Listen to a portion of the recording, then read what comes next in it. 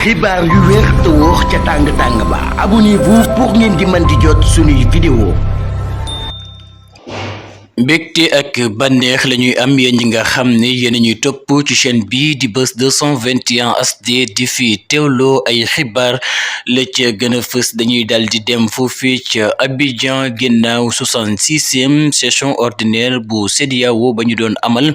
foofu ca Abidjan mu mel na nag njiitu réew mi Bassirou Diomaye Diakhar Faye daal dina fay teew ginnaaw loolu la nag jiite boobu lépp kuréel jaajëfal nañu bu baax a baax ki nga xam ne nag moom moo di son excellence Bassirou Diomaye Diakhar Faye ci ndam li nga xam ne nag am na ko ci élection législative yi waaye itam organisation bu am solo bi nga xam ne nag réewum Sénégal def na ko ba élection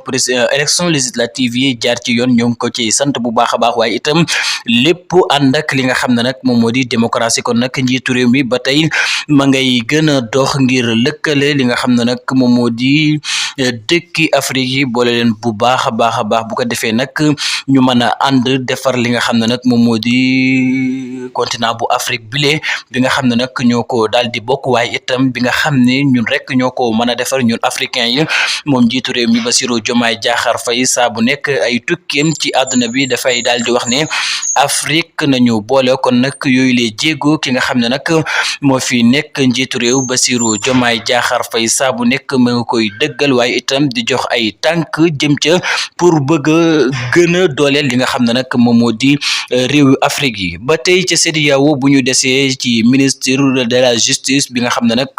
moo nekk foofee ca Gambia wax nañu nag danañu jéem a taxawal li nga xam ne nag moom moo di tribunal spécial boo xam ne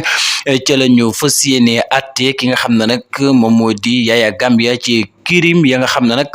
am na foofu ci réewum Gambie kon nag jamono ji mbirum Yaya Jammeh jeexagul ba tey askanu Gambia ñi ngay wéy di ko topp kon nag bu ñu sukkandikoo ci seen ministère de la justice wax nañu ne danañu daal di taxawal tribunal spécial boo xam ne nag ci la ñu fas yéene atte yooyu le mbir